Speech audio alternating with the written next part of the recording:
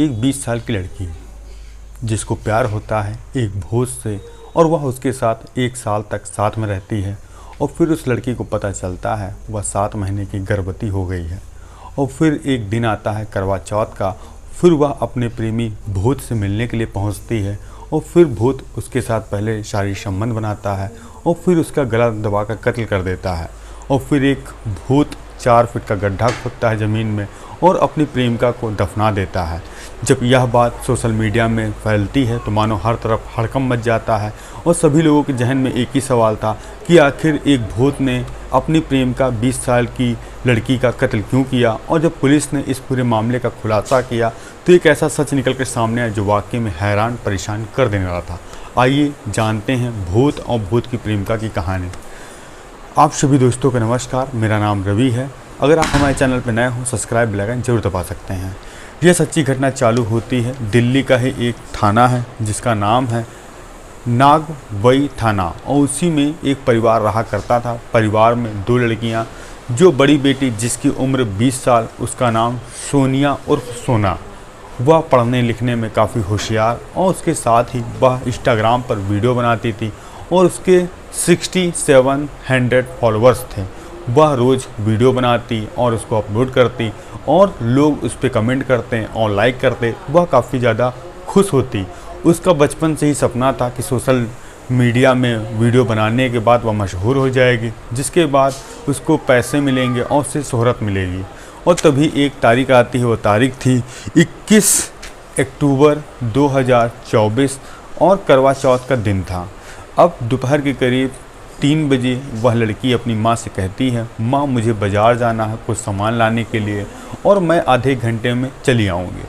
अब बड़ी बेटी सोनिया जाती है, घर से निकलती है और निकलने के बाद धीरे धीरे शाम हो जाती है। शाम अब माँ करवा चौथ की पूजा करने की तैयारी कर रही थी। उसकी छोटी बहन भी थी और पिता भी घर आ चुके थे और जो उनकी बड़ी बेटी जो बाज़ार कहकर निकली थी वह घर नहीं पहुँचती है।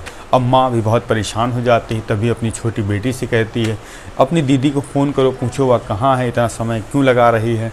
और जो उसकी छोटी बहन थी वह अपनी बड़ी बहन को फ़ोन मिलाती, उसका फ़ोन स्विच ऑफ था।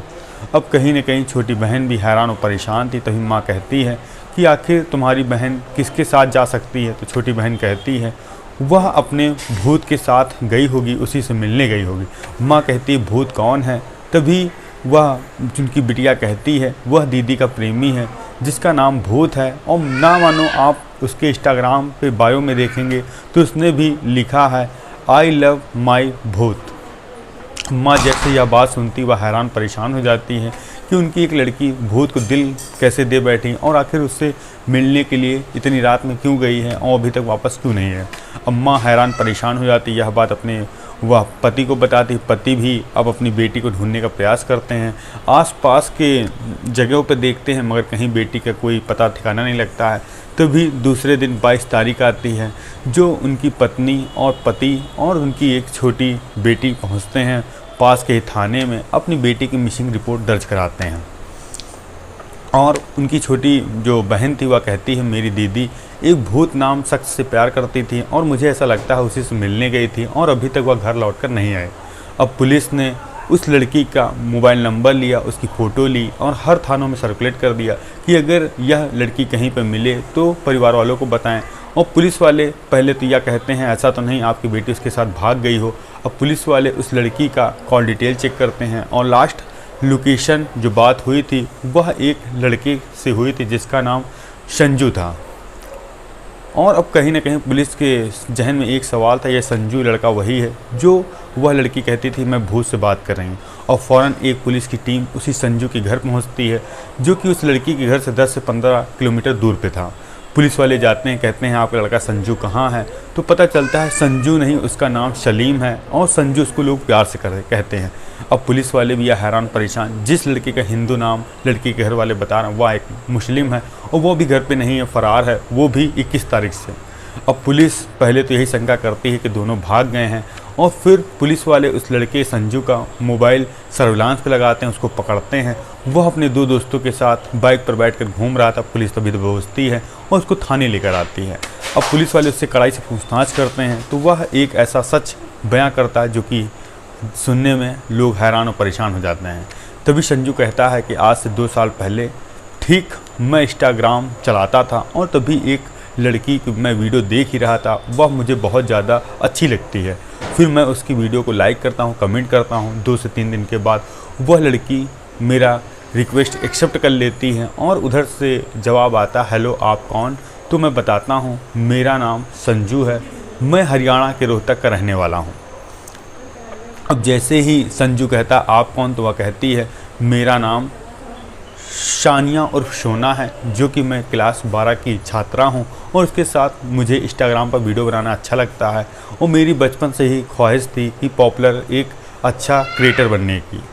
अब दोनों में यही दोस्ती होती है और जब कभी समय मिलता है एक दूसरे से तो वह चैट पे बात करती। अब जहाँ कहीं ना कहीं एक लड़की अगर लड़के को प्यार से बोलती बाबू सोना, तो उस लड़की ने उस लड़के को नाम दिया भूत का, क्योंकि भूत का पीछे का राज यही था। एक बार लड़की ने उससे लड़के से कहा कि तुम्हारी जात क्या है, तो उसने कहा जात ज़्यादा मत पूछो और हम लोग एक दूसरे से प्यार करते हैं, प्यार जात धर्म नहीं देखता है। तो उस लड़की ने कहा कि मैं तुम्हें भूत कह सकती हूँ, तो उस लड़के ने कहा ठीक है भूत रख लो नाम मेरा। तो उस लड़की ने उस लड़के का नाम भी अपने मोबाइल में भूत सेव रखा। अब दोनों का समय मिलता, एक दूसरे से बात करने के साथ अब यह एक दूसरे के साथ प्राइवेट बात भी करने लगे और प्राइवेट जगह मिलने भी लगे और जब कभी समय मिलता संबंध तक बनाने लगे और 5 से 6 महीने के बीच ये लोग साथ में रहते हैं। उसके बाद तो पता चलता है लड़के को, संजू को, कि उनकी गर्लफ्रेंड प्रेग्नेंट हो गई है। तभी सोनिया कहती है कि अब मैं तुमसे शादी करना चाहती हूँ। तो संजू कहता है कि तुम अपने घर वालों से पूछ लो, अगर वह मान जाते हैं तो मुझसे शादी कर लेना। अब शानिया अपने घर वालों को यह बात बताती है कि उसका एक प्रेमी है जिसका नाम भूत है, मैं उसको प्रेम से बुलाती हूँ, वैसे तो उसका असली नाम संजू है।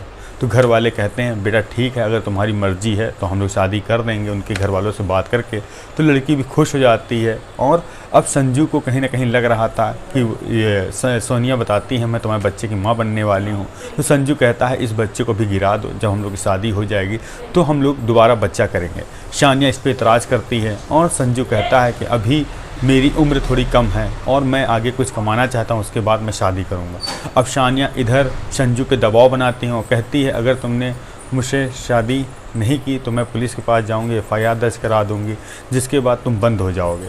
अब संजू को कहीं ना कहीं ये भी लग रहा था अगर यह पुलिस के पास पहुँच गई और मेरा भेद खुल गया कि मैं एक दूसरे धर्म का लड़का हूँ और मैंने उस लड़की के साथ चीट किया है, उसको प्रेग्नेंट कर दिया है, तो मैं तो जेल जाऊँगा, मेरे घर वाले भी जेल जाएंगे।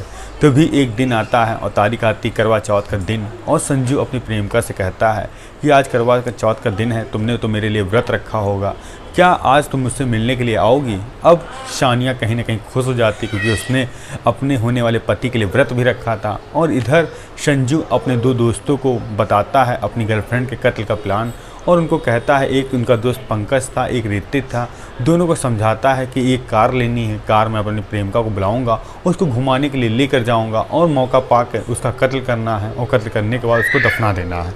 अब करीब दोपहर के 3 बजे करवा चौथ का दिन था। संजू अपनी प्रेमिका सोनिया को फ़ोन करता है, कहता है बाबू आ जाओ और आज बहुत मन कर रहा है तुमसे मिलने का। अब जो संजू था वह एक किराए पे कार लेता है, उसके 2 दोस्त पहले से मौजूद थे और उसके घर के बाहर कार खड़ी करता है। शानिया आकर बैठती है और उसी में वह निकल जाते हैं दूर पे। और इसी बीच संजू कहता है कि तुम शादी मुझसे क्या करना चाहती हो? तो शानिया कहती है बिल्कुल ज़रूर। तो संजू कहता है पहले तुमको इस बच्चे को गिराना पड़ेगा। फिर दोनों में काफ़ी ज़्यादा विवाद होता है। विवाद होने के कारण जो संजू उर्फ भूत था उसको अपनी गर्लफ्रेंड को वह मारता है, तब तक मारता है जब तक उसकी जान नहीं चली जाती। फिर ये लोग पहुंचते हैं हरियाणा के एक इलाका है रोहतक, वहाँ अपनी गर्लफ्रेंड को, जंगल का इलाका था, वहाँ गड्ढा खोदते हैं, उसको दफना देते हैं। दफनाने के बाद वो तीनों दोस्त फिर दिल्ली आते हैं। दिल्ली में कार जहाँ से किराए पे ली थी वहाँ देने के बाद वह अपने अपने काम धंधे पे लौट जाते हैं। अब इधर जो उनकी सानिया प्रेमिका थी उसका कत्ल हो चुका था। जब पुलिस ने यह सारी बात सुनी तो वह भी हैरान परेशान हो गए कि एक शख्स जो कि दूसरे धर्म का था, जिसको वह प्रेम से भूत कहती थी, भूत भी ऐसा निकला जो उस लड़की की जान ले लिया।